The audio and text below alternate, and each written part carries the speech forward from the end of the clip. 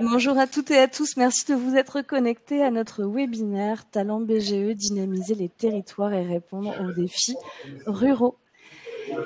Donc, pour ceux qui ne connaîtraient pas encore BGE, on est un réseau d'associations à but non lucratif créé il y a 45 ans où on soutient les entrepreneurs et toutes les personnes qui ont envie de créer des entreprises. On a 540 lieux d'accueil partout en France, métropolitaine et non d'ailleurs. On a des présences un petit peu partout. On accompagne 123 000 personnes chaque année et globalement, 18 000 entreprises sont créées chaque année, accompagnées par BGE. Aujourd'hui, on va parler donc d'entreprendre en zone rurale avec la participation de Mathieu et de Sylvie et Sabine. Je vais laisser Mathieu commencer à présenter son entreprise, Bistrocan. Bonjour à tous, merci de l'invitation Claire, merci au BGE. Moi j'ai créé le Bistrocan en juin 2023 et ce sont des comptoirs nomades, c'est la première halle gourmande itinérante qui recrée le lien social dans les communes, dans les entreprises et dans les événements. Donc on va se concentrer sur les communes aujourd'hui. Le postulat de départ, c'est que je viens d'un village en Auvergne de je ne sais plus combien d'habitants, peut-être 300 ou 500. Et quand j'étais petit, il y avait un bistrot, il y avait des fêtes foraines minuscules. Hein, c'était une auto-tamponneuse et un coup de poing. Il y avait un carnaval où on défilait, nous, l'école du village. Voilà, bah, on s'amusait. Puis au fur et à mesure des années, il n'y a plus rien eu. Et jusqu'à ne plus rien du tout avoir, jusqu'à ce que même la salle des fêtes soit rasée. Ce qui veut dire beaucoup, même si le village existe toujours. Hein. Mais du coup, je me suis dit que c'était trop dommage de laisser le lien social se défaire dans ces zones-là, et surtout que c'est pour moi l'endroit le plus important, si ce n'est l'endroit où il faut être, où il faut créer du lien social. Donc je me suis dit, je vais créer quelque chose d'éphémère, d'intense, et qui va créer des souvenirs. Donc j'ai créé le Bistrocan, qui veut dire bistrot, croquer et camper. Le but étant d'installer le bistrot du coin en mode street food dans les territoires, pour que le voisinage, pour que les habitants disent, voilà, pour que les habitants se disent, bah tiens, viens, on va aller manger un coup ce soir ensemble, plutôt que de se dire, viens, on va boire un coup au bistrot du coin. Donc, raviver ce lien social plutôt via la gastronomie. Ça se compose comment? C'est une buvette centrale avec des stands de street food d'ici et d'ailleurs. Ce sont des restaurateurs locaux qui tiennent ces stands de street food avec des univers gastronomiques différents. Et les gens viennent, ne réservent pas, puisque le but est dans l'échange. Toujours avec cette volonté, cette obligation de recréer le lien social, ils viennent, ils passent de comptoir en comptoir, ils se font servir, ils payent bien sûr, et puis ils passent le moment. Volontairement, il n'y a pas beaucoup de communication sur les événements qu'on propose pour que les gens se parlent, tout simplement. On a rajouté, bien entendu, une dose d'éco-responsabilité avec de la vaisselle réutilisable que j'ai acheté dans des organismes de seconde main, qui sont du coup distribués soit en consigne, soit pas en consigne, tout dépend de l'instant, j'ai envie de dire. Le but étant que les gens prennent cette consigne, se fassent servir dans ces plats, consomment et nous remettent ensuite la consigne, en tout cas la vaisselle. Parce qu'en plus, ils vont trier leurs déchets, comme dans les plus grandes chaînes de fast-food. Nous aussi, on a décidé que les gens trient leurs déchets, chacun responsabiliser leurs actes. Le fait est aussi que on s'adresse au pied du client, c'est-à-dire qu'on vient le voir au lieu que ce soit 300, 500, 600 personnes qui viennent à nous. C'est nous qui nous déplaçons au pied des consommateurs. Voilà, le but est vraiment d'animer en place de village, voilà, de recréer un esprit place de village, mais de manière très éphémère, pour donner envie aux gens de se retrouver, aux restaurateurs de tester une zone de chalandise, de tester de nouveaux produits. Super, merci beaucoup Mathieu. Je vais passer la parole à Sylvie. Oui, bonjour tout le monde. Merci de nous écouter en tout cas. Alors nous avons un restaurant communal, enfin municipal, qui se trouve à Brive, dans l'Indre, donc pas Brive-la-Gaillarde, mais Brive au pluriel. Et en fait, c'est un lieu qui s'est ouvert d'abord en tant qu'épicerie-bar et qui, avec la venue de la énième gérante en 1989, s'est transformé en restaurant-bar et au bar-restaurant comme on veut. Et depuis, il y avait quand même une bonne réputation par rapport à la cuisine proposée, notamment avec des plats endémiques comme la tête de veau, qui était tous les mardis à l'occasion d'un marché qui a lieu à peu près à une dizaine de kilomètres d'ici, à Saint-Ouen. Ensuite, il y a une deuxième gérance, ça a été un peu flottant. Il y a une troisième gérance, et puis la troisième gérante a décidé de partir à la retraite également en fin de Covid. Et à ce moment-là, la municipalité a contacté le département, la région, pour proposer un projet de rénovation, d'agrandissement, de mise aux normes, parce qu'à HACCP oblige quand même une certaine qualité au niveau de la cuisine, etc., qu'il n'y avait pas. Et ils ont réussi à réunir 400 000 euros, ce qui leur a permis d'installer une cuisine professionnelle et puis agrandir également la capacité du restaurant.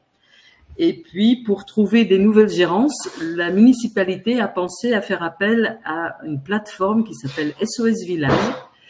Et c'est depuis le Nord, depuis Lille, en consultant cette plateforme, que nous avons eu connaissance de ce projet qui nous paraissait un peu fou quand même pour un village d'à peu près 230 habitants, un investissement de 400 000 euros sur leur restaurant de village. On est venu voir, on a rencontré l'équipe municipale, ça a été un vrai coup de foudre de notre part. On s'est donc inscrit dans la procédure qui consistait à déposer tout un dossier avec une étude de marché, avec une présentation de notre projet. Il y avait au début 15 candidats avec l'obligation de déposer un dossier écrit. C'est tombé sur 5-6. Et puis, après notre présentation, finalement, notre candidature a été retenue. Alors, dans notre présentation, pour s'intéresser pour un projet de cette façon-là, on venait du Nord, donc on connaissait pas non plus vraiment la région centre de France, mis à part des vacances dans la région un peu plus au sud, soit.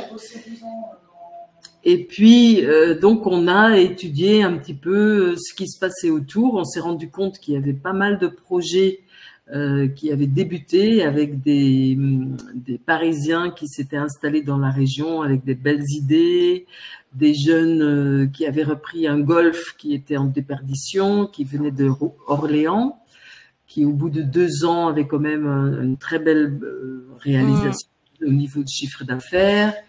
On a visité aussi des châteaux gîtes qui fonctionnaient très bien, qui proposaient pas des repas. Donc voilà, on a vraiment fait un petit peu un tour par rapport au tissu économique et on s'est rendu compte qu'il y avait un tissu économique enthousiaste, entrepreneur.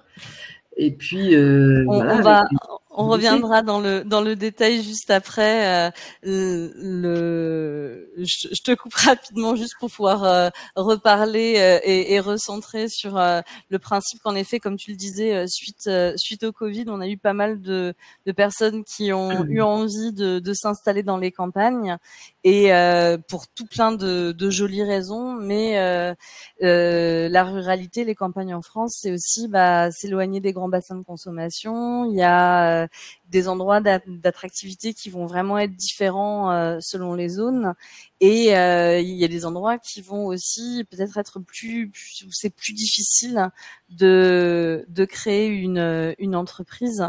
L'idée c'est de regarder un petit peu ensemble quels sont les les défis quand on choisit de s'installer à la campagne et les solutions que vous avez pu trouver et ce qui peut fonctionner ou ne pas fonctionner.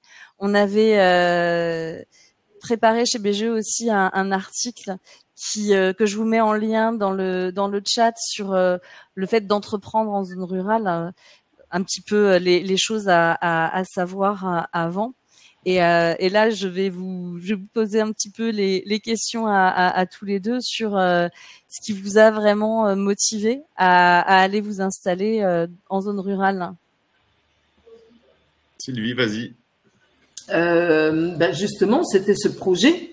En fait, quand on est dans des grandes villes comme Lille, par exemple, c'est compliqué en tant que petit entrepreneur de pouvoir démarrer une entreprise, reprendre une entreprise. On tombe toujours sur des banquiers qui opposent plein de choses. Après, pour changer de région, on ne savait pas trop non plus où commencer. Quand j'ai rencontré cette plateforme de SOS Village, je trouvais ça plutôt intéressant de répondre à une envie locale. Voilà. Donc, c'est un peu comme ça qu'on a choisi cette région. Excusez-moi, parce que je suis sur 2 trucs en même temps. C'est compliqué. Mathieu, je te laisse à toi, parce qu'il faut que je gère un truc. Quant à moi, je viens d'une ville, hein, j'habite en ville de manière privée. Ma famille habite en ville à Dijon, donc c'est 160 000 habitants, 210 avec la métropole, donc c'est déjà pas mal. Mais moi, la volonté est de retourner animer ces villages, donc c'est vraiment un besoin, c'est le besoin de mon entreprise et qui correspond a priori à un besoin humain. Donc voilà le pourquoi j'ai décidé d'aller dans les communes et surtout on s'adresse, alors c'est d'un point de vue déjà philosophique qui est associé, c'est assez délicat mais à un point de vue économique, c'est que finalement on s'adresse à un tissu, à une zone de chalandise et à des consommateurs qui sont là. On apporte un produit qu'ils n'ont plus qu'à acheter. C'est hyper commercial et financier, ce que je dis, mais bon, malheureusement, je suis une entreprise, donc il faut bien le... C'est le principe, oui, mais complètement. Voilà, il ne faut pas avoir de gêne avec ça, je pense, même si en le disant, je suis un peu gêné, mais bon, j'assume. Non, mais tu as tout à fait raison. Quels sont, selon vous, justement, les atouts d'un territoire rural pour une entreprise? Pourquoi est-ce que c'est intéressant, justement, de cibler les zones rurales? Parce que pour moi, c'est hyper riche. Il y a tout le monde. Il y a, pour moi, il y a le cœur des consommateurs qui sont là-bas, puisque c'est souvent des villages dortoirs, entre guillemets. On va travailler en ville et on veut notre calme dans les villages. Et puis c'est surtout, c'est hyper riche en termes de rencontres, hyper riche en termes de possibilités. Il y a beaucoup moins de contraintes à la campagne. Comment ? Alors, après, c'est sûr que ça prend bien plus de temps. Tout prend plus de temps. Mais à quel prix en face? C'est que le produit en tout cas que moi j'ai monté, à chaque fois, je stresse en permanence 7 jours avant, 5, 4, 3, 2, 1 jour avant, le jour même. Et finalement, à l'issue, c'est pour en ressortir beaucoup plus grand. Et en plus, ça a fonctionné financièrement. Donc pour moi, CQFD, mon projet répond à mes attentes et à mes besoins. Superbe. Est-ce que vous avez rencontré des difficultés particulières en lançant l'activité à la campagne? Tout est loin, déjà, ça il faut se rendre compte. Oui, et puis nous on venait quand même de notre région, complètement autre région. Donc on a quand même eu un petit peu un moment d'observation qui on était. On a rencontré aussi des exigences du style c'était il faut faire comme avant. Pourquoi vous faites pas ci, pourquoi vous faites pas ça quand même. Donc on a notre propre identité, il faut y rester fidèle. Et finalement, oui, parfois, Sabine, elle a une cuisine qui est quand même un peu éclectique. Donc, ouais, parfois, il faut pas du yuzu, par exemple, on n'utilisait pas le terme, on disait citron. Maintenant, on peut utiliser ces termes-là chez Vichy ou par exemple, enfin, il faut apporter justement cette modernité ou cette ouverture de produits qui, au début, c'était un petit peu quand même compliqué. Voilà. Vous avez eu une période d'acculturation pour que vos clients s'habituent aux nouvelles choses que vous apportiez et qu'ils ne connaissaient pas forcément? Aussi, et puis après, je pense aussi que la restauration a changé au niveau des réglementations. Donc, on ne peut pas faire comme faisaient les autres avant. On ne peut pas mettre un pâté sur la table où tout le monde se sert. Covid est passé par là. On ne peut pas accueillir des produits de la chasse des chasseurs du coin. On ne peut pas accueillir tous les produits qu'on nous apporte parce qu'il faut avoir une traçabilité. Donc, parfois, ça fait penser qu'on est un petit peu rigide, qu'on impose des règles de ville à la campagne, que du coup, voilà. Mais je pense qu'aujourd'hui, les gens, ils ont compris que c'est important et qu'on doit se tenir à certaines règles et que c'est aussi dans leur avantage de faire ça. Voilà. Mais donc aujourd'hui, ça se passe plutôt bien. Et dans notre proposition de choix, où on a à chaque fois un menu avec 2 choix en entrée, 2 choix en plat, 2 choix en dessert, qui est communiqué à chaque matin. Donc on n'a pas de carte. Donc il y a maintenant des gens qui viennent, ils savent même pas ce qu'il y a au menu, ils nous font confiance, ils aiment bien goûter autre chose, d'avoir d'autres combinaisons, de profiter un peu de la créativité de Sabine, ils nous font confiance. Donc là, ça fonctionne plutôt bien. Voilà, mais on fait pas steak frites tous les jours.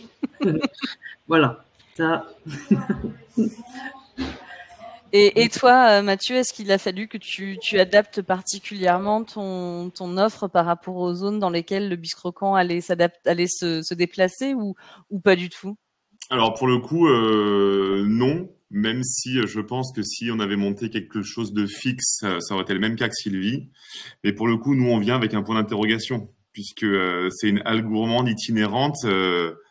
Ça existe pas trop, voire pas, et on garantit des voyages par les saveurs de différents pays selon les comptoirs. Non, moi, la difficulté que je rencontre, et je pensais pas que ce serait la difficulté première, en fait, c'est concerne la philosophie initiale de mon entreprise, c'est raviver le lien social dans les communes. L'endroit le plus difficile pour s'installer pour moi, c'est dans les communes. Alors, je dis difficile, c'est peut-être un peu dur, mais en tout cas, c'est le plus long. Parce que, bien entendu, j'apporte quelque chose de clé en main à l'entreprise, donc je vends des coûts d'installation à la mairie qui n'a plus le tissu associatif, qui n'a plus de bénévoles, donc c'est pour ça qu'on propose quelque chose de tarifé, juste pour le montage. Et alors, on va soit séduire le maire, la maire, soit séduire le conseil municipal, ou l'inverse. Donc ça, c'est la première étape. Une fois qu'on a été contacté, qu'on a rencontré l'élu, cette personne doit satisfaire. Donc, si c'est un membre du conseil municipal, il doit satisfaire le maire ou la maire. Et si c'est le maire ou la maire, il doit satisfaire le conseil municipal. Donc, on a une deuxième étape qui est encore plus longue. Après cela, il y a une histoire de budget. On est au courant qu'il y a des restrictions budgétaires et que les budgets sont de moins en moins gros. Donc, à partir de là, c'est la partie commerciale de l'entrepreneur qui parle, c'est qu'on est là pour négocier. Donc, nous, on fait tout ce qu'on peut pour s'y installer. Et enfin, et ça, c'est la vraie de vraie, c'est la plus dure et celle où on n'a pas le droit de mentir, c'est qu'il faut faire ses preuves. Une fois qu'on s'est installé, nous bien beau avec notre concept d'urbain, si j'ose dire, mais voilà, on n'arrive pas avec nos gros sabots au milieu de la cambrousse pour plaire aux paysans. Enfin, je fais exprès d'utiliser ce terme-là justement pour montrer que non. En tout cas, c'est pas, on vient pas avec notre concept, on est les meilleurs. Au contraire, il faut qu'on fasse nos preuves. Et faire ces preuves, on n'a pas le droit à l'erreur. On doit montrer qu'on est là pour les consommateurs et s'adapter à notre public. Donc vraiment, c'est des difficultés auxquelles on répond, mais je pensais que ce serait plus facile que ça. D'accord. J'imagine qu'à partir du moment où tu as pu t'installer dans un village et où ça s'est bien passé, il y a la possibilité d'y retourner plus tard, plus facilement? Alors oui, mais encore une fois avec différents tests. Je prends l'exemple d'un village, un bourg à côté de Dijon. J'ai eu la chance de rencontrer le directeur général des services pour lui présenter mon concept. Et en fait, c'est pas trop ce concept-là qui l'intéressait. Il m'a demandé si je pouvais organiser le marché de Noël. Donc, j'ai bien sûr, puisque c'est mon métier d'avant, d'organiser des événements. Et à partir de là, je lui ai dit, bah, écoutez, si vous me payez une prestation pour organiser le marché de Noël dans votre commune, c'était reprendre un marché de Noël en plus qui était organisé par une grosse entreprise. Donc, petite pression. Je lui ai dit, bah, écoutez, moi, j'ai France 5 qui m'a contacté et je dois trouver une date dans une commune pour avoir un documentaire sur moi. Donc, si ça vous dit, je viens à mes frais, donc vous ne payerez pas l'installation. Et en plus, je viens avec France 5.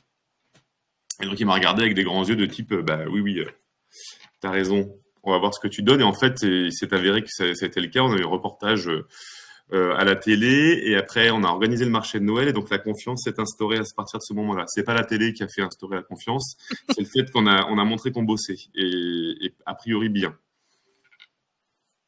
Et donc, on a plusieurs dates du coup maintenant avec cette commune-là. Et c'est bien, tu me fais complètement un lien avec ma question suivante qui était un petit peu quel rôle joue l'entreprise dans le dynamisme local. Donc oui, organiser un marché, ça répond un petit peu. Mais je sais que au César, il y a aussi pas mal de choses qui se jouent. Est-ce que tu peux nous en parler un petit peu, Sylvie? Par exemple, ici, il y avait un tissu associatif avant qu'on est arrivé.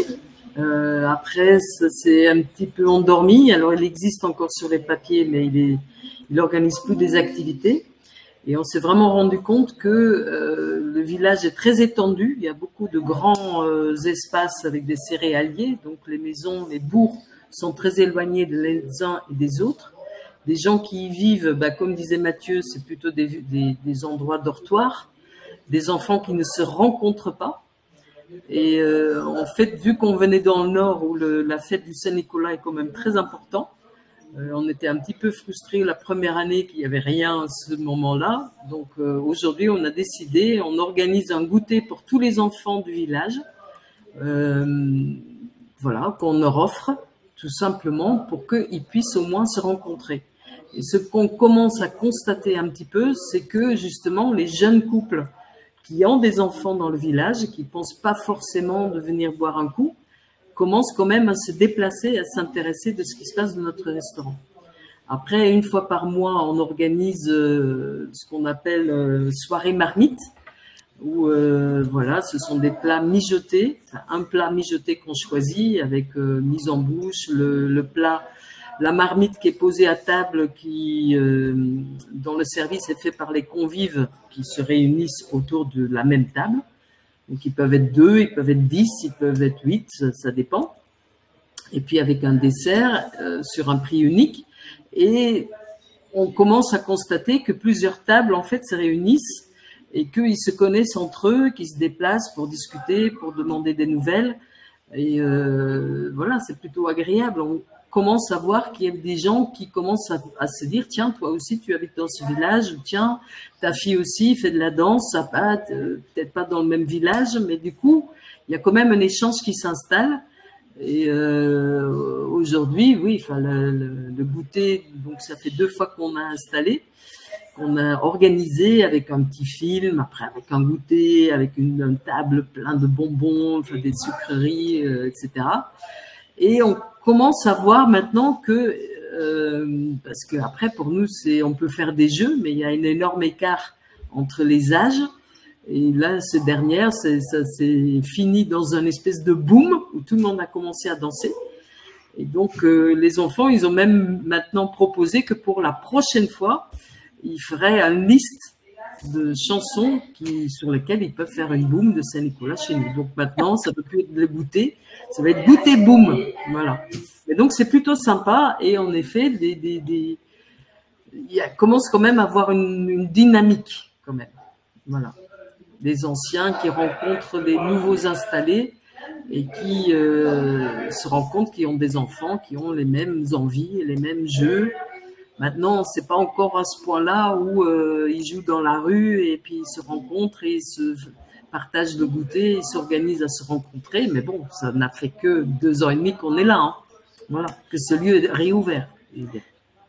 c'est déjà des très très jolis résultats sur le plan humain. C'est vrai, comme tu le disais, tu m'avais expliqué un petit peu en amont qu'il y a un ramassage scolaire qui attrape les enfants et qui vont pas forcément dans les mêmes villes et dans les mêmes écoles, donc pouvoir les rassembler, c'est chouette. Oui. Moi, je me demandais un petit peu comment est-ce que vous aviez fait pour vous intégrer et pour mobiliser la communauté locale. Est-ce que vous collaborez avec des producteurs ou des acteurs locaux? Pour Mathieu, c'est peut-être plus difficile cette question-là parce qu'il bouge beaucoup, mais je me disais probablement peut-être plus Sylvie. Alors, on travaille avec un producteur d'œufs, voilà.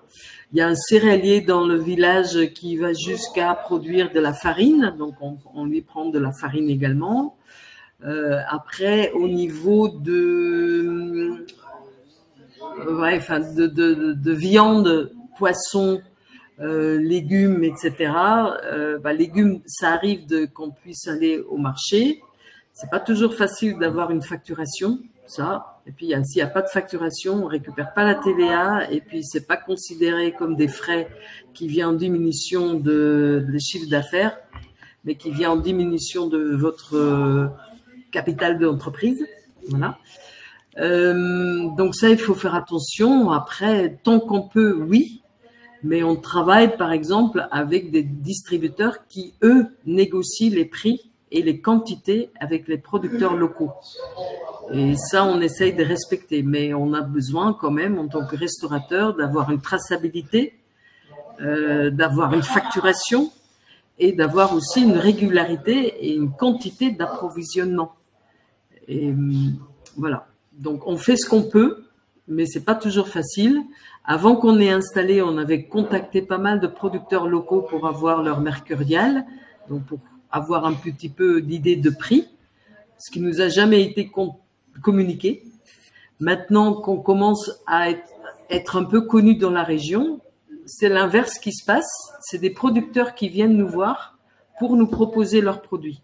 Parce qu'ils se sont rendus compte qu'on tient bon, on fait du frais, on fait du fait maison. Donc, je pense qu'ils se rendent aussi compte que leur produit va être mis en valeur. Mais c'est la régularité parfois qui fâche, ou bien les distances.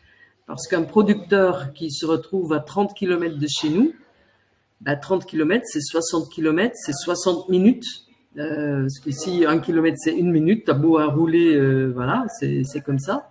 Même s'il n'y a pas d'embouteillage, ça prend quand même du temps. Et ça, c'est pas toujours facile de pouvoir fonctionner de cette façon-là. Voilà, parce qu'on a aussi que 24 heures dans la journée et on peut pas se déplacer à droite et à gauche. Voilà, c'est humainement impossible parfois. Voilà. Mais, en tout cas, dans notre choix de produits et les distributeurs avec lesquels on travaille, c'est quand même une exigence qu'on a mis et qui respecte auprès de nous aussi, que c'est du français, que c'est majoritairement du local. On travaille avec, bien sûr, la coopérative des lentilles du Berry, parce que justement, eux, ils ont une organisation qui permet la livraison, qui permet une facturation et qui a la quantité nécessaire lorsqu'on en a besoin. Voilà. Très bien. D'ailleurs, moi, je veux bien rajouter quelque chose me concernant. Mais bien sûr.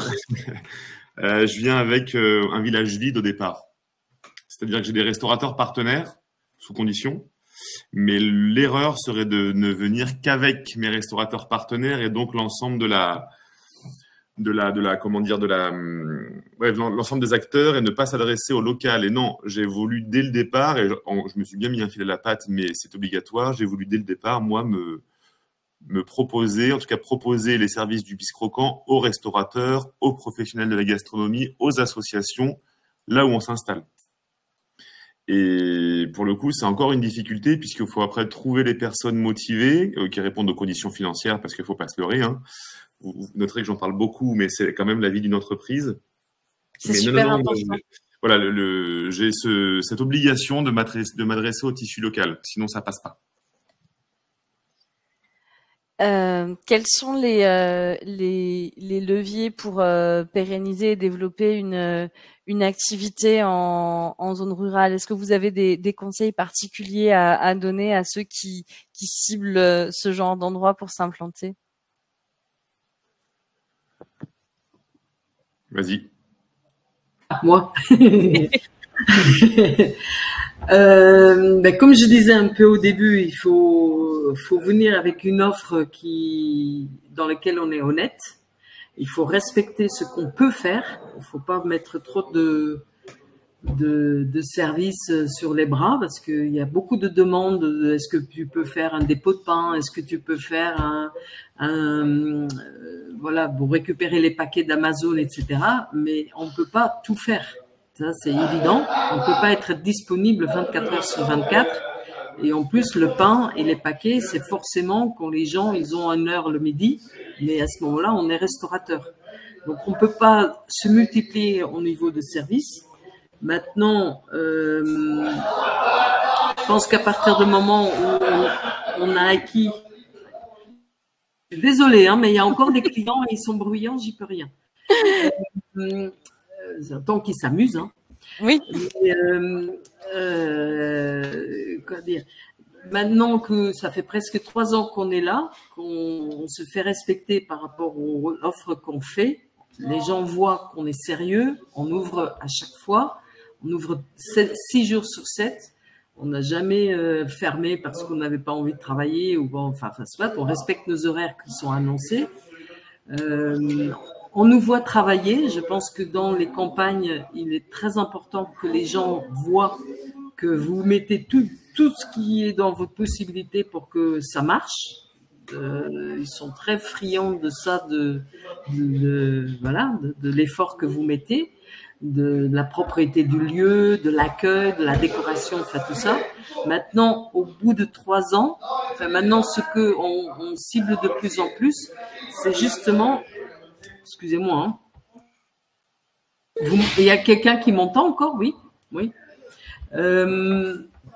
Donc, dès le départ, on s'est mis en relation avec les offices de tourisme pour pouvoir aussi donner des informations sur des lieux à visiter dans le coin. Je pense que il y a de plus en plus d'associations qui nous apportent les affiches des événements qu'ils organisent. Je pense que centraliser ou s'informer sur tout ce qui se passe dans la région pour pouvoir le communiquer, je pense que c'est très important. Aussi pour donner une image à l'extérieur, comme quoi on est une région dynamique qui partage, qui joue ensemble et qui se comporte comme des partenaires. Voilà. Je pense que ça, c'est quelque chose qui nous arrive de plus en plus à se donner des énergies là-dedans et sur lequel on a quand même des retombées plutôt positives. On recueille des informations sur Châteauroux, Issoudun, Saint-Amand-Montrond, on va jusque Lignières, Saint-Amand-Montrond, donc ça fait 4 lieux dont on réunit le plus d'informations touristiques ponctuelles ou pérennes. Mais je vois encore, il y a encore eu des foires sur des vins, par exemple, sur lesquels on n'était pas au courant. Donc, ça demande une organisation, ça demande de se faire connaître, mais je pense que c'est important qu'on aide aussi la région et cette ruralité à sortir de son isolement et parfois de cette impression d'individualisme. Je pense que si on se met tous ensemble à communiquer, à promouvoir l'un et l'autre, à se tenir les coudes, je pense que peut en sortir que grandi. Ça, c'est bien sûr, c'est un travail de longue haleine. Tout à fait. Je coupe mon micro parce que sinon, ça va être très bruyant. Est-ce que vous avez bénéficié de soutien spécifique, des subventions ou des choses des collectivités locales pour pouvoir faire venir le biscroquant Alors, vu que la mairie avait donc, comme j'avais dit au début, réuni des budgets auprès de la région et département, dès qu'on avait été sélectionné pour tenir ce projet, la mairie nous a mis en contact avec la BGE. Et je peux vraiment dire que la BGE nous a vraiment aidé à comprendre un petit peu le fonctionnement de tout ce qui est demande de subvention. Par exemple, parce que on avait une cuisine nouvelle, mais il y avait le minimum de matériel. Quand vous faites des investissements amortissables, vous pouvez prétendre, à l'époque, je ne sais pas maintenant si ça tient encore, parce que ça change très très rapidement, avoir une subvention à hauteur de 50% de ce que nous, on investissait. Donc, ils nous ont aidés à monter le dossier, ils nous ont aidés parce que soudainement, il fallait rentrer toutes les données avant le 31 décembre parce que la fourchette allait changer. Donc, ce suivi-là, c'est très important par rapport aussi des formations au niveau de tenue du livre unique. Quand vous avez des salariés ou quoi que ce soit de la sécurité, ils nous ont alertés par rapport à ça. Ils nous ont conseillé d'appartenir ou de s'inscrire aussi auprès de l'UMI. Donc, oui, c'est très important d'avoir ce lien avec le BGE qui connaît très bien le tissu économique régional. Et ça, c'est un vrai outil, en fait, pour nous. Voilà. Alors, les subventions, c'est toujours un peu pareil, hein. C'est beaucoup de papier, c'est beaucoup d'informations. Les réponses ne viennent pas forcément très rapides. Donc, il faut avoir une bonne trésorerie pour après, éventuellement, récupérer un petit peu, on va dire. Voilà. Mais tout seul, on n'aurait pas réussi parce que voilà, on est en activité, on bosse à peu près 16 à 18 heures par jour. Donc, on n'a pas forcément toujours l'énergie de chercher des informations.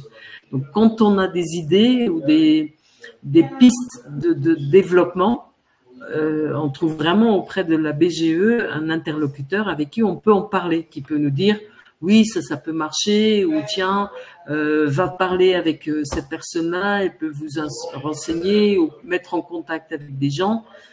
Franchement, moi, j'en suis très contente. Merci Sylvie. Voilà.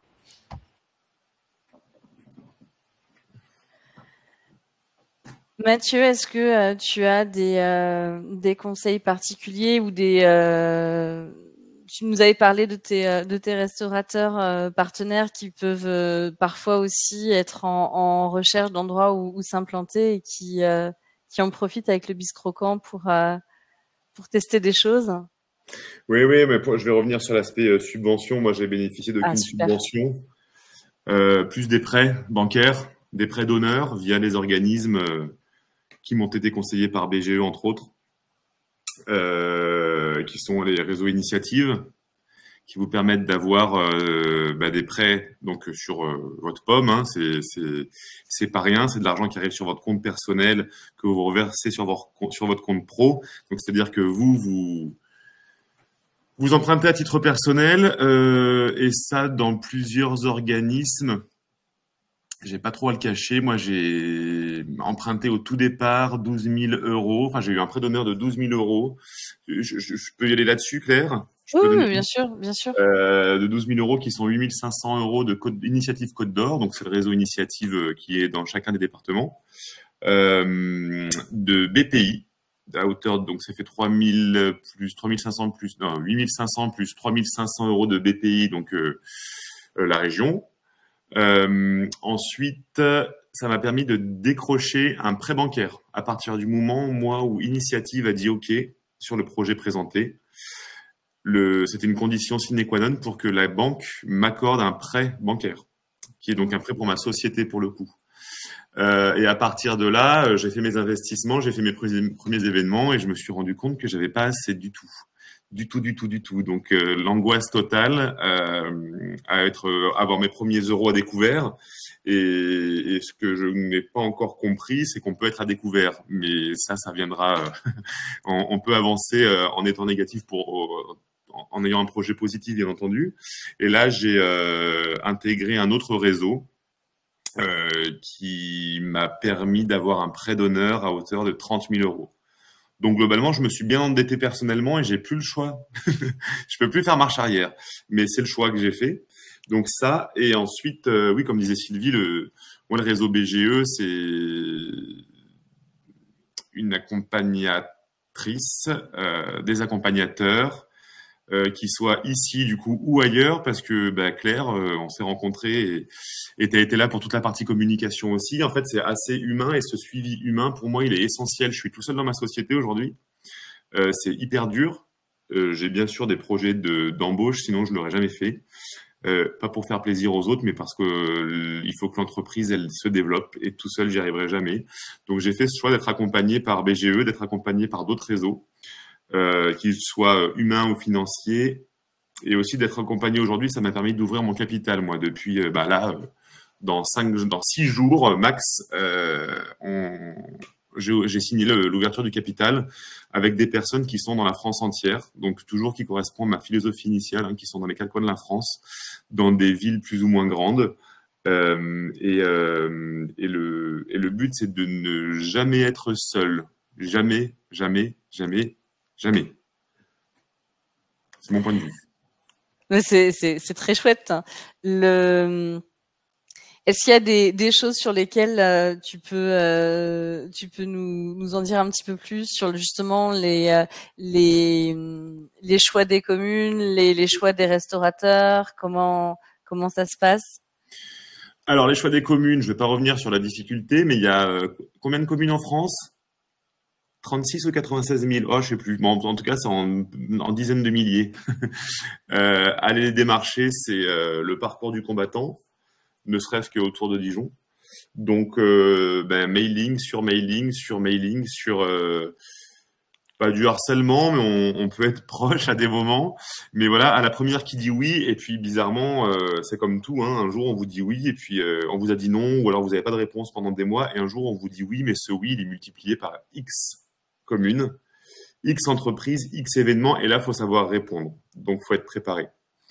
Donc ça, le choix des communes, il se fait à la demande, malheureusement. Par contre, le choix des restaurateurs, et ça, c'est gage de la qualité de ma marque, de mon entreprise, c'est les restaurateurs, donc j'en mailing aussi et contact de personnes qui nous intéressent. Sélection parce qu'on s'est vu, on s'est rencontrés, donc il y a déjà un projet humain d'échange. Si la personne on la sent pas ou si il y a quelque chose qui se fait pas, alors oui, on va tester, mais généralement le premier test il vaut pour la suite. Et ensuite, moi, il y a surtout encore une fois une condition sine qua non, c'est les finances. Si le restaurateur ne répond pas positif au modèle économique qu'on a mis en place, ben c'est pas possible puisque personne ne peut vivre. Et je rajoute juste une chose sur l'accompagnement BGE, pas pour en faire des caisses claires sur BGE, quoique, mais je dis des choses vraies. C'est que l'accompagnatrice qui me suit à BGE est venue plusieurs fois à des événements que j'ai faits. Elle m'a dit tu devrais, en fait, en conseil, tu devrais mettre en place des artisans, des artistes, ou ce genre de choses. Et ben, on l'a fait la semaine dernière dans une commune à côté de Dijon. Et il y a 1000 personnes qui sont venues en plus. Enfin voilà, contrairement à d'habitude, c'est entre 300 et 500 personnes. Je ne sais pas si c'est le marché d'artisans, la communication ou le fait que le concept plaît. En tout cas, je l'espère bien. Mais ce sont 1000 personnes qui se sont rendues sur mon événement entre 18h et 22h. Je pense que ça parle. Oui, c'est une jolie réussite. Bravo. Sylvie, je vais. Je suis pas seule encore une fois. Non, mais quand même. Je me souviens juste d'une anecdote que tu m'avais racontée quand on parlait de faire vivre le tissu économique local. Tu m'avais parlé de choses qui se passaient sur ton parking. Est-ce que tu te souviens? Est-ce que tu vois de quoi je parle? Non? Non, pas tout de suite. Tu m'avais dit que très souvent, en fait, il y avait des entreprises qui venaient déjeuner et que rien que le fait d'avoir leur véhicule avec le nom de leur entreprise devant ton restaurant, ça avait débloqué des choses pour eux. En fait, parce que tout simplement, tout le monde peut avoir des problèmes de plomberie ou d'électricité ou de toiture. Et c'est vrai que parfois, il y a des entreprises qui ont cette enseigne-là, qui viennent manger au restaurant et qui se font après interpeller par les gens qui mangent au restaurant et qui aimeraient bien avoir un devis ou qui aimeraient bien avoir quelqu'un qui vient chez eux. Oui, donc ça, on essaie aussi de mettre en place maintenant. C'est un cahier des prestataires. Voilà. Après, c'est parfois un peu compliqué parce que si on donne les contacts à quelqu'un, on connaît pas forcément son activité, comment il travaille. Voilà, on peut pas non plus être garant de la qualité. Voilà, donc parfois c'est un peu compliqué. Enfin, j'hésite encore à mettre ça en place. Mais quand il y a une entreprise qui vient manger, qui veut laisser des plaquettes, ça y a aucun problème, on laisse faire. Voilà, mais j'ai un portique que j'ai récupéré auprès de l'office de tourisme, donc c'est pas forcément sur mon bar avec moi qui donne les éléments. C'est à distribution. Voilà. Parce qu'après, quand ça marche mal, un bar, ça peut être aussi le bourreau des plantes. Hein. Voilà, non, mais c'est déjà chouette de pouvoir voir que vous arrivez à rapprocher les artisans avec leurs clients potentiels alors qu'ils étaient juste venus manger. Ou par exemple, il y a dans le village, il y a des agriculteurs. Alors ici, on est dans une région où le sol est très calcaire. Donc quand ils labourent leurs champs, ils découvrent pas mal ce qu'on appelle le pierre de champ. Le pierre de champ qui peut être utilisé pour stabiliser un terrain, pour faire un parking près d'une maison particulière. Et lui nous a dit déjà que le simple fait qu'on est là, il y a plus de gens qui passent devant son panneau et donc il voit une recrudescence de son activité, par exemple. Donc ça, c'est rigolo. On a un petit onglet questions, ça va être l'heure d'y répondre. Alors, on en a 3, je crois. On va les prendre par ordre des votes. La première, c'est une question pour Mathieu. C'est Anya qui dit est-ce que le bis croquant se déplace partout en France? Est-ce que tu as un trajet prédéfini? Est-ce que tu as des bénévoles qui t'aident? On n'a pas de trajet. Oui, on se déplace partout en France. Alors, ça fait 1 an et demi que j'existe, hein, donc on a déjà installé le concept en département. On sort du département à partir de mai. L'idée, c'est bien entendu de se déplacer partout en France. On n'a pas de parcours prédéfini aujourd'hui, mais si on veut savoir où on se déplace, il faut aller sur notre site internet à la rubrique de notre agenda. J'ai pas parlé du volet communication, mais il est essentiel de surcommuniquer de manière positive par tous les moyens et surtout s'adapter en permanence au terrain.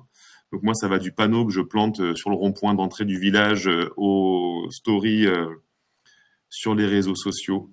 As-tu des bénévoles qui t'aident? Bien sûr que non, puisque je suis une entreprise, donc interdiction d'avoir des bénévoles. Par contre, j'ai des auto-entrepreneurs, j'ai des intérimaires, j'ai des contrats à durée déterminée qui sont là au besoin. Donc ça prend beaucoup de temps puisque à chaque événement, on recrée une équipe. À chaque plus ou moins geste, on recrée une équipe. Et à chaque projet, on remet tout en branle. Mais non, j'ai répondu aux 3 questions. Pardon, j'arrête. Non, mais c'est intéressant. De toute façon, là, on a juste quelques questions auxquelles répondre. Donc, hésite pas si tu as d'autres choses à expliquer sur ton activité. C'est super intéressant. On a une question de Anne-Marie qui nous dit porteuse de projet dans le domaine de la culture et de l'animation, atelier philo jeunesse, atelier comté intergénérationnel. Je me pose la question de savoir comment intégrer le milieu rural et quels sont les partenaires locaux à mobiliser, les collectivités, les épiceries, les tiers-lieux. Est-ce que vous avez des conseils à donner à Anne-Marie? La collectivité, la commune, en priorité, reste indispensable. Et après, gravir au fur et à mesure, commune, département, région, au fur et à mesure, montrer qu'on est là. Et puis les écoles, le tissu d'enseignement. Alors maintenant, c'est vrai que dans les petits villages, beaucoup d'écoles ferment, beaucoup de classes ferment, mais quelque part au niveau de l'inspection, moi j'irais plutôt à l'inspection régionale des différents, du tissu enseignement. Voilà. J'ai une expérience. Pardon Sylvie, j'ai une expérience moi de direction de la Fédération des commerçants et artisans de Dijon. Donc c'était une association à but lucratif qui plus est. Tout ce tissu de commerçants locaux est indispensable aussi, comme l'a dit tout à l'heure Sylvie. Une entreprise qui vient déposer une plaquette dans son commerce, c'est pas pour rien, c'est qu'elle est vecteur de flux et d'hommes et de femmes. Donc ça c'est hyper important d'aller se renseigner, d'aller se rencontrer finalement. Tout à fait. Et puis voilà, si vous avez ces questions-là, Anne-Marie, je suis persuadée que vous allez trouver quelqu'un chez BGE qui saura exactement vous donner des bons conseils par rapport à tout ça. On a une question de Karine qui demande est-ce que les entreprises de plus de 3 ans peuvent bénéficier d'un accompagnement. Chez BGE, oui, sans problème. On va aider les entrepreneurs à s'installer, mais aussi une entreprise qui a déjà été créée et qui a besoin de réfléchir à comment se développer, à quel levier activer de manière à avoir une meilleure croissance. Complètement. Faut pas hésiter à venir nous solliciter. Je vais vous mettre dans le chat un petit lien qui va vous permettre de trouver l'association BGE qui va être la plus proche de chez vous. Hop, je le colle tout de suite. Voilà. Donc, il faut pas hésiter à venir les rencontrer et leur poser des questions. Je viens de voir qu'on a une question supplémentaire de Mandy qui dit au final, pour créer un lien social, c'est mieux d'avoir un lieu fixe qui est retrouvable. Mais en fait, ça va vraiment dépendre, et je pense que je vais laisser Mathieu répondre, parce que peut-être qu'on va pas avoir dans des tout petits villages un potentiel pour qu'il y ait une structure fixe qui soit tout le temps viable et tout le temps pérenne. Je pense qu'il y a de bons acteurs pour le coup. Entre un itinérant et une personne et un commerce fixe comme Sylvie, c'est que la question est bien, hein, c'est mieux d'avoir afin de créer un réel lien social. Oui, moi je le provoque avec le biscroquant aux personnes de l'assurer derrière. Et Sylvie l'a dit tout à l'heure, hein, que les gens se retrouvent avec ses marmites, avec ses goûters, et là pour le coup le lieu fixe est hyper important, mais pour moi il faut le provoquer, et aux gens après de se donner la peine, ou aux commerçants après de se donner les moyens pour recréer ce lien en permanence. Alors moi, je voulais rebondir dessus, parce que dans les petites communes, ce qu'on voit, c'est qu'en effet, il n'y a plus de lieux pour se retrouver. Il y a de moins en moins d'associations, parce que les associations, les gens qui s'en occupent, ils vieillissent. C'est pas forcément repris par les jeunes, ça, il faut être honnête. Et je pense que des structures comme fait Mathieu, avec des structures fixes comme nous, je pense qu'il y a un vrai intérêt à collaborer ensemble, parce que on nous demande parfois des événements, mais ça demande énormément d'énergie, et on n'a pas forcément encore cette énergie après une journée de travail pour organiser ça. Alors on essaye de le faire une fois par mois, mais c'est pas toujours facile, parce que là, par exemple, le mois de mars, on va pas pouvoir le faire, parce que le mois de mars, il faut aussi qu'on prépare Pâques, il faut aussi qu'on répond à des demandes de réservation de groupe, parce qu'il y a des anniversaires, il y a les baptêmes qui arrivent. Donc, on nous demande de plus en plus, et je peux comprendre, je trouve ça plutôt génial qu'il y a cette demande localement, mais en tant que lieu fixe où on a un quotidien de services auquel on doit répondre tous les jours, on n'a parfois pas l'énergie. Donc, je sais pas si Mathieu il est déjà venu dans le centre de la France, mais ça me paraît plutôt génial comme idée de dire, voilà, on réunit tous les acteurs locaux sur un événement qui est organisé d'une façon professionnelle, et avec une communication, avec une vraie structure, avec une vraie approche de, voilà, telle date, on sera prêt et il y aura tout prévu. Parce que en tant que restaurateur tout seul, on ne peut pas faire tout ça. Enfin, on aimerait bien, mais l'énergie et les occasions nous manquent parfois. Merci Sylvie, merci beaucoup. J'arrive. C'est une invitation. Je viens de trouver une question pour Mathieu dans l'onglet chat où elle dit « Mathieu, merci pour tes conseils sur la communication en milieu rural. Peux-tu être plus précis? Quels sont les réseaux sociaux les plus efficaces? Est-ce que tu communiques dans la presse, dans les bulletins municipaux? Comment tu fais pour être visible en milieu rural, en dehors de planter des choses dans les ronds-points qui, à mon avis, marchent très bien ?» Ben, en fait, c'est ce qui marche le mieux. Alors, dans le milieu rural. Après, il y a moi, ma communication, ma stratégie de communication dès qu'on fait un événement. Alors déjà, il y a du flux quotidien. J'ai ma sœur qui s'occupe de toute la communication des réseaux sociaux, qui est d'ailleurs présente là.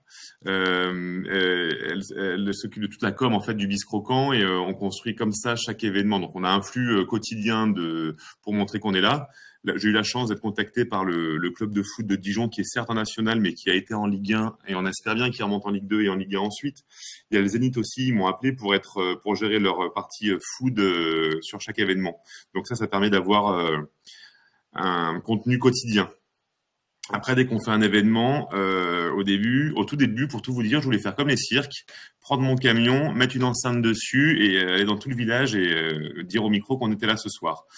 Finalement, ça se fait pas comme ça pourra se faire un jour, mais en tout cas, de planter un panneau à l'entrée et à la sortie du village, ça, il y a, alors sur accord de la municipalité, ça, je crois qu'il n'y a pas mieux en termes de communication. C'est comme donner un flyer à quelqu'un et lui dire, viens ce soir, tu verras, ce sera bien. Après, il y a la relation presse.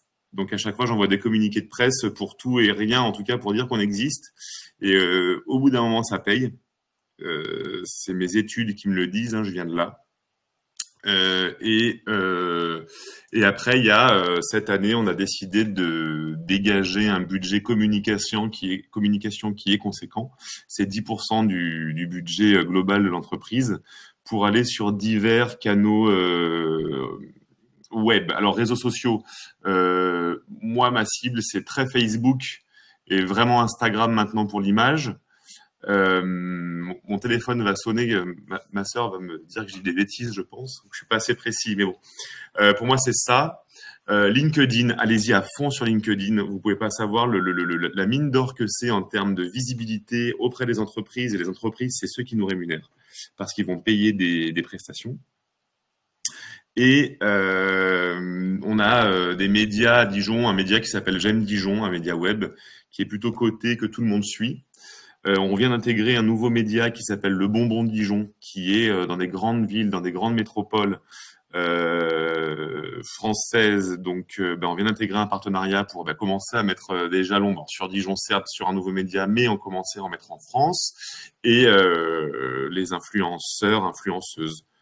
Moi, je travaille aujourd'hui avec une influenceuse, multi-secteur et surtout food, avec qui ça fonctionne énormément. On a été contacté là, depuis la semaine dernière, suite à l'événement, par une autre.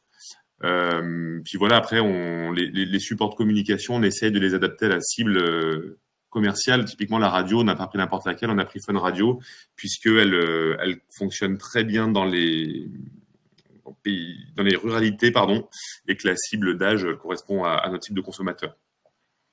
Très bien. Tant qu'on parle de consommation, pardon Sylvie, tu veux dire quelque chose? Non, justement, nous c'est un peu pareil, Facebook, Instagram.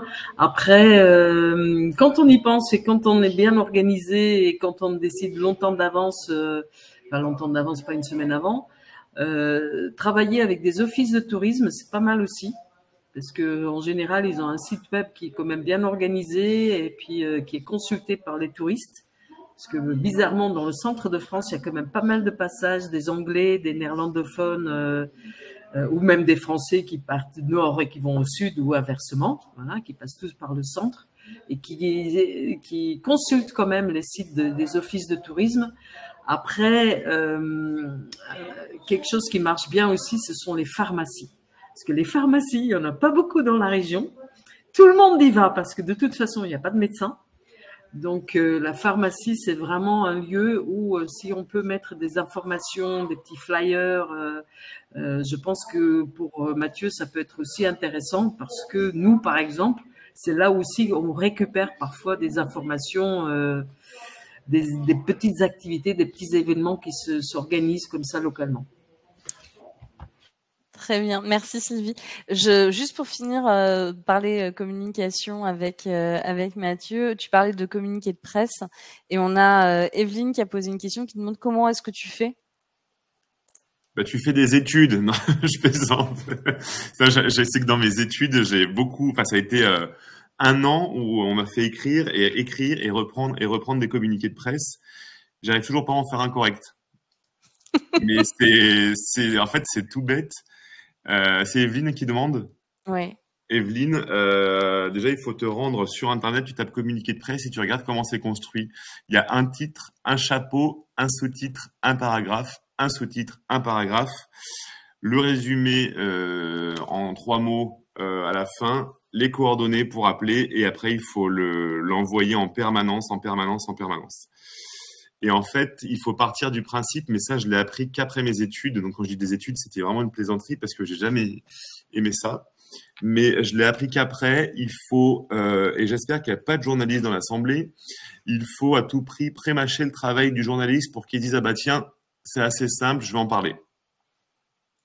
Si le journaliste il a la possibilité de faire un copier-coller sur le communiqué. Merci Claire, je n'osais pas le dire. Bah, d'un autre côté, ils en reçoivent tellement, et puis voilà, c'est aussi beaucoup de travail. Donc au plus vous allez faciliter le travail du journaliste que vous ciblez, au plus vous avez de chances que les informations que vous envoyez, elles soient reprises, et elles soient reprises telles quelles.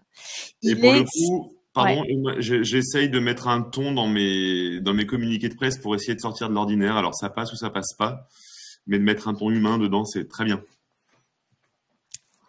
Merci pour ces bons conseils, Mathieu. Il est 16h.